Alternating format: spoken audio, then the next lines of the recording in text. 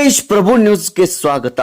ಸಂಕೇಶ್ವರ ಪಟ್ಟಣದ ಹೆಮ್ಮೆಯ ಸುಪುತ್ರಿ ವಿಶ್ರಾಂತ ಕೆಎಸ್ಆರ್ಟಿಸಿ ಹೆಡ್ ಮೆಕ್ಯಾನಿಕಲರಾದ ಭೀಮಪ್ಪ ಮಲ್ಲಪ್ಪ ಕೋಟ್ಯಾಗೋಳ್ ಇವರ ಮಗಳಾದ ಡಾಕ್ಟರ್ ಮಿಥಿಲ್ ಭೀಮಪ್ಪ ಕೋಟ್ಯಾಗೋಳ್ ಇವಳು ಭೌತಶಾಸ್ತ್ರ ಎಂದರೆ ಫಿಸಿಕ್ಸ್ ವಿಷಯದಲ್ಲಿ ಧಾರವಾಡ ಯೂನಿವರ್ಸಿಟಿಯಿಂದ PhD ಪದವಿಯನ್ನು ಪಡೆದುಕೊಂಡಿದ್ದಾರೆ.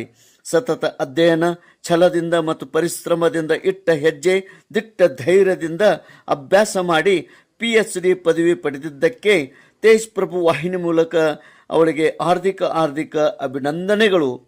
Doctor Mithil Bheemappa Kotyagol MSc PhD KSET ಪದವಿಗಳನ್ನು ಹೊಂದಿದ್ದಾಳೆ.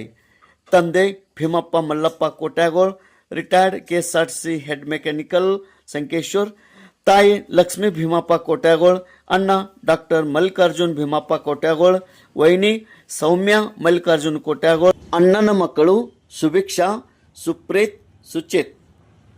ಡಾಕ್ಟರ್ ಮಿಥಿಲ್ ಭೀಮಪ್ಪ ಕೋಟ್ಯಾಗೋಳ್ ಇವರ ಮುಂದಿನ ಗುರಿ ಅಸಿಸ್ಟೆಂಟ್ ಪ್ರೊಫೆಸರ್ ಆಗುವುದು. ಇವರ ಮುಂದಿನ ಹೆಜ್ಜೆಗೆ ಮತ್ತು ಮುಂದಿನ ಭವಿಷ್ಯಕ್ಕೆ ಶುಭವಾಗಲಿ ಎಂದು ತೇಜ್ ಪ್ರಭು ವಾಹಿನಿ ಮೂಲಕ ಶುಭ ಹಾರೈಕೆಗಳು. ತೇಜ್ ಪ್ರಭು ನ್ಯೂಸ್, ಸಂಕೇಶ್ವರ್. ಎಲ್ಲರಿಗೂ ನನ್ನ ನಮಸ್ಕಾರಗಳು. ನನ್ನ ಹೆಸರು ಡಾಕ್ಟರ್ ಮಿಥಿಲ್ ಕೋಟ್ಯಾಗೋಳ್. ನನ್ನ ತಂದೆ ಹೆಸರು ಭೀಮಪ್ಪ ಹಾಗೂ ನನ್ನ ತಾಯಿ ಹೆಸರು ಲಕ್ಷ್ಮೀ ಕೋಟ್ಯಾಗೋಳ್. ನಾನು ನನ್ನ ಪ್ರಾಥಮಿಕ ಶಿಕ್ಷಣವನ್ನು ಸರ್ಕಾರಿ ಹಿರಿಯ ಗಂಡು ಮಕ್ಕಳ ಶಾಲೆ ಸಂಕೇಶ್ವರದಿಂದ ಮುಗಿಸಿದ್ದೇನೆ. ತದನಂತರ 6ನೇ ತರಗತಿಯಿಂದ 10ನೇ ತರಗತಿವರೆಗೂ ಏಕಲವ್ಯ ಮಾದರಿ ವಸತಿ ಶಾಲೆ ತವಗಲ್ಲಿ ಮುಗಿಸಿದ್ದೇನೆ. ನಂತರ PUC ಮತ್ತು ಡಿಗ್ರಿಯನ್ನು SDVS ಸಂಘದ ಕಾಲೇಜ್ ಸಂಕೇಶ್ವರದಿಂದ ಮುಗಿಸಿದ್ದೇನೆ.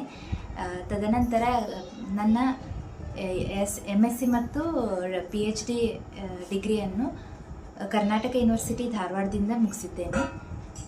ನನ್ನ PhD ಮಾರ್ಗದರ್ಶಕರ ಹೆಸರು ಪ್ರೊಫೆಸರ್ ಶ್ರೀಮತಿ ಜಯಶ್ರೀ ಜೆ ಟೊನ್ನನವರ್, ಹಿರಿಯ ಪ್ರಾಧ್ಯಾಪಕರು, ಕರ್ನಾಟಕ ಯೂನಿವರ್ಸಿಟಿ ಧಾರವಾಡ. ನಮಗೆ ಭೌತಶಾಸ್ತ್ರ ಅಧ್ಯಯನ ವಿಭಾಗದಲ್ಲಿ ಪ್ರತ್ಯೇಕ ರಿಸರ್ಚ್ ಲ್ಯಾಬ್ರೋಟರಿಗಳು ಇದ್ದವು. ಅಲ್ಲಿ ನಾನು ಬೆಳಿಗ್ಗೆ 8ರಿಂದ ಸಂಜೆ 6ರವರೆಗೂ ಅಧ್ಯಯನವನ್ನು ಮಾಡುತ್ತಿದ್ದೆ. ತದನಂತರ ರೂಮಿಗೆ ಬಂದು ನಾನು ಸುಮಾರು ರಾತ್ರಿ 1 ಗಂಟೆಯವರೆಗೆ ನನ್ನ ಅಧ್ಯಯನವನ್ನು ಕಂಟಿನ್ಯೂ ಮಾಡ್ತಾ ಇದ್ದೆ. ನನ್ನ ತಂದೆ ತಾಯಿ ಹಾಗೂ ನನ್ನ ಅಣ್ಣನ ಪ್ರೋತ್ಸಾಹದಿಂದ ಈ PhD ಪದವಿಯನ್ನು ಮುಗಿಸಲು ಸಾಧ್ಯವಾಯಿತು. ಅವರಿಗೆ ನನ್ನ ತುಂಬು ಹೃದಯದ ಧನ್ಯವಾದಗಳು. ಅವರು ನನ್ನ PhD ಪದವಿಯಲ್ಲಿ ತುಂಬ ಪ್ರೋತ್ಸಾಹದಾಯಕವಾಗಿ ನನಗೆ ಒಳ್ಳೆಯ ಶಿಕ್ಷಣವನ್ನು ನೀಡಿದರು. 2024ರಲ್ಲಿ ನಾನು ಕೆಸೆಟ್ ಅರ್ಹತೆಯನ್ನು ಪಡೆದೆನು.